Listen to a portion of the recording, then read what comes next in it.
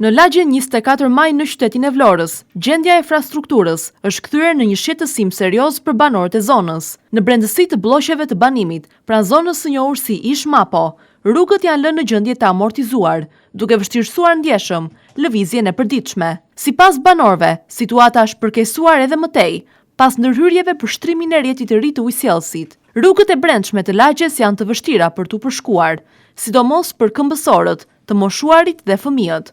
Në ditë me shi, balta dhe pellgjet e ujit e bëjnë situatën edhe më problematike, ndërsa automjetet hasin vështirësi të shumta për të kaluar në disa prej segmenteve më të dëmtuara. Banorët shprehen se përballen çdo ditë me këtë realitet, duke cilësuar gjendjen të papranueshme.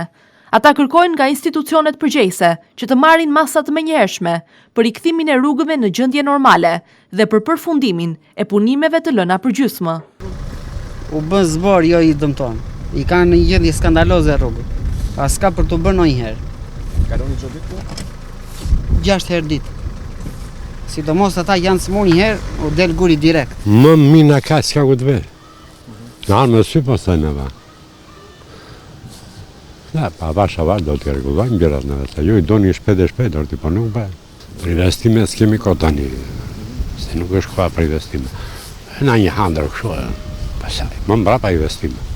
Ndërkohë mungesa e ndërhyrjes së shpejtë rrezikon të përkeqësojë edhe më tej situatën, sidomos me afrimin e sezonit turistik, kur qyteti I Vlorës përjeton një rritje të ndjeshme të lëvizjes.